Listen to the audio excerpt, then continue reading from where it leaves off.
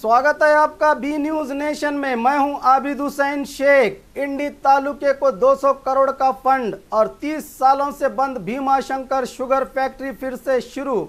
आज बीजापुर में इंडी मत क्षेत्र के एमएलए यशवंत राय गौड़ा पाटिल ने प्रेस कॉन्फ्रेंस में बात करते हुए कहा कि सरकार की तरफ से इंडी मत क्षेत्र की अभिवृद्धि को लेकर 200 करोड़ जारी किए हैं, जिसमें रुड़गी और उड़चान गांव के संपर्क के लिए 70 करोड़ की लागत से पुल बनाने और क्षेत्र के 4 सूखे तालाबों को पुनर्जीवित करने की बात करते हुए बताया कि कर्नाटक राज्य के इतिहास में पहली बार 30 सालों से बंद भीमाशंकर शुगर फैक्ट्री को इसी महीने 26 तारीख से फिर से शुरू किया जा रहा है। इसके लिए कुल 192 करोड़ का बजट है। इस फैक्ट्री पर 150 करोड़ से ज्यादा का कर्ज बाकी है। इसके कुल 16,346 शेयर होल्डर हैं।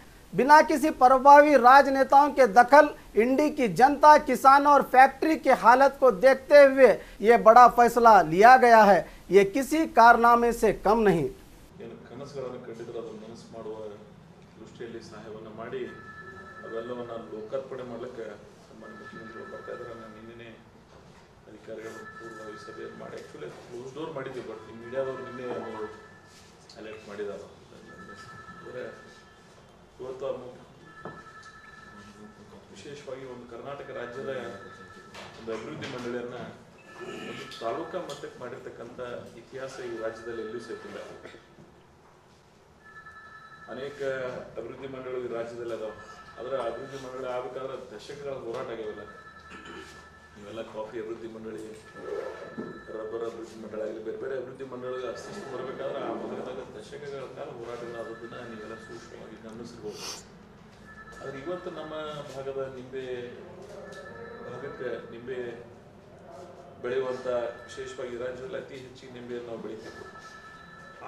ಅವರಿಗೆ ಒಂದು ರೀತಿಯಿಂದ ಆ ಬೆಳೆಗೆ ಒಂದು ಸ್ಟೇಟಸ್, ಅಭಿವೃದ್ಧಿ ಮಂಡಳಿ ಆಗೋದ್ರಿಂದ ಅವರೆಲ್ಲ ಸಮಸ್ಯೆಗಳನ್ನು ಪರಿಹಾರ ಆಗ್ತವೆ, ನಿಂಬೆ ಒಂದು ದೊಡ್ಡ ಇದು ಬರ್ತದೆ ಅಂತ ನಾನು ಹೇಳಂಗಿಲ್ಲ. ಆದರೆ ಆ ಬೆಳೆಗೆ ಒಂದು ಸ್ಟೇಟಸ್ ಅಂತ ರಿಕಗ್ನೈಸ್, ಸರ್ಕಾರ ಅದನ್ನು ಗುರುತಿಸಿದೆ, ಆ ಬೆಳೆಗೆ ಒಂದು ವಿಶೇಷವಾದಂಥ ಸ್ಥಾನಮಾನ ಬರ್ತದೆ ಅನ್ನುವಂಥ ದೃಷ್ಟಿಯಿಂದ ನಿಂಬೆ ಅಭಿವೃದ್ಧಿ ಮಂಡಳಿಯನ್ನು ನಾವು ಇವತ್ತು ಸಾಮಾನ್ಯ ಮುಖ್ಯಮಂತ್ರಿಗಳು ಅದು ವಿಶೇಷವಾಗಿ ಇಂಡಿ ನಗರದಲ್ಲೇ ಆಫೀಸ್ನ ಸ್ಥಾಪನೆ ಮಾಡುವಂಥ ಒಂದು ನಿರ್ಣಯ ಮಾಡಿದ್ದಾರೆ. ಭೀಮಾಶಂಕರ್ ಸಹಕಾರಿ ಸಕ್ಕರೆ ಕಾರ್ಖಾನೆ 4 ದಶಕಗಳಿಂದ ನೆರೆಗತಿ ಬಿದ್ದಿರತಕ್ಕಂಥ ಹೆಣ್ಣು ಬಿಜಾಪುರದಲ್ಲಿ ಒಂದು ಮಾರಕಮಾನದ ಈ ಜಿಲ್ಲೆಯಲ್ಲಿ ಒಂದು ಅಪೂರ್ಣಗೊಂಡಿರ್ತಕ್ಕಂಥ ಒಂದು ಕಾರ್ಯ ಇತ್ತು. ಬಹುತೇಕ 2-3 ದಶಕಗಳಿಂದ ಯಾವುದೇ ಚುನಾವಣೆಗಳ ಅಸೆಂಬ್ಲಿ ಪಾರ್ಲಿಮೆಂಟ್ ನಡೆದು ಅಂದ್ರೆ ಅದು ಇಶ್ಯೂ ಇರ್ತಿತ್ತಲ್ಲಿ. ಮೊದಲು ಭೀಮಾಶಂಕರ್ ಸಹಕಾರಿ ಸಕ್ಕರೆ ಕಾರ್ಖಾನೆ ನೀವು ಅವಕಾಶ ಮಾಡಿಕೊಟ್ರೆ ನಾವು ಕಾಯಕಲ್ಪ ಕೊಡ್ತೀವಿ ಅಂತೇಳಿ ಅಲ್ಲಿ ಆಗಿ ಹೋಗಿರ್ತಕ್ಕಂಥ ನನ್ನ ಸ್ಥಾನದಲ್ಲಿರ್ತಕ್ಕಂಥವ್ರು ಎಲ್ಲರೂ ಮಾತು ಕೊಡ್ಕೋತ ಬಂದರೆ ಅದು ದುರ್ದೈವಶಾತ್ ಅದು ಯಾಕೆ ಉಳಿತೋ ಅದು ನಾನು ಹೇಳಕ್ ಹೋಗಂಗಿಲ್ಲ. ಅದ್ರ ಒಟ್ಟಾರೆ ಅದು ನೆರೆಗೋದಿಗೆ ಬಿದ್ದಿತ್ತು. ಆದರೆ ಈ ಸಲ ಚುನಾವಣೆ ಸಂದರ್ಭದಲ್ಲಿ ಏಪ್ರಿಲ್ದೊಳಗೆ ಸಾಮಾನ್ಯ ಮುಖ್ಯಮಂತ್ರಿಗಳು ನಾನು ಚುನಾವಣೆ ಪ್ರಚಾರಕ್ಕೆ ಬಂದಾಗಲೂ ಮಾತು ಕೊಟ್ಟಿದ್ರು. ಅದ್ರ ಜೊತೆಗೆ 2014 ಜನವರಿ 19 ಇಂಡಿ ನಗರಕ್ಕೆ ಅವರು ಮುಖ್ಯಮಂತ್ರಿಗಳಾಗಿ ನಾವು ಶಾಸಕರಾದ ಬಳಿಕ ಇಡೀ ಬಿಜಾಪುರ ಜಿಲ್ಲೆಯ ಮೊದಲನೇ ಕಾರ್ಯಕ್ರಮ ಇಂಡಿ ನಗರದಲ್ಲಿ. ಆ ಕಾರ್ಯಕ್ರಮದೊಳಗೆ ಸನ್ಮಾನ್ಯ ಮುಖ್ಯಮಂತ್ರಿಗಳನ್ನು ನಾನು ಮನವಿಯನ್ನು ನಮ್ಮ ಭಾಗದ ಜನರ ಪರವಾಗಿ ನಾವು ಚುನಾವಣೆಯಲ್ಲಿ ಮಾತು ಕೊಟ್ಟಿದ್ದನ್ನು ಅವ್ರಿಗೆ ನೆನಪಿಸುವಂಥ ಕಾರ್ಯವನ್ನು ನಾನು ಮಾಡಿದ್ದೇವೆ. 37 ಕೋಟಿ ರೂಪಾಯಿ ನೀವು ಸರ್ಕಾರದಿಂದ ನಮಗೆ ಕೊಡಿ, ನಾವು ಆ ಕಾರ್ಖಾನೆ ಯಾಕಂದರೆ ನಿಮ್ಗೆ ಓದೋದು ಈಗ 10% ಇಕ್ವಿಟಿ ಸೇರ್ಬೇಕಾಗ್ತದೆ ರೈತರು, ಅದ್ರ ಜೊತೆಗೆ 30% ಬೇರೆ ಕೂಡಿಸಿ 60% ಲೋನ್ ತೊಗೊಂಡು ಮಾಡಬೇಕಾಗ್ತದೆ.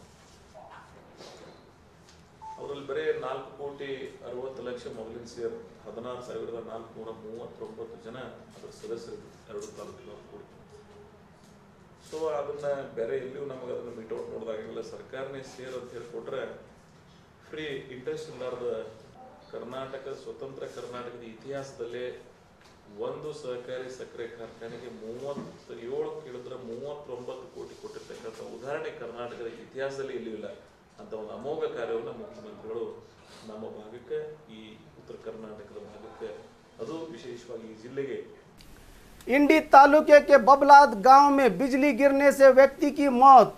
कल रात हुई भारी बारिश के चलते बबलाद गांव में बिजली गिरने की वजह से महाराष्ट्र के कवटगी गांव का रहने वाला बसवराज भुयार नामी व्यक्ति की मौत हो गई।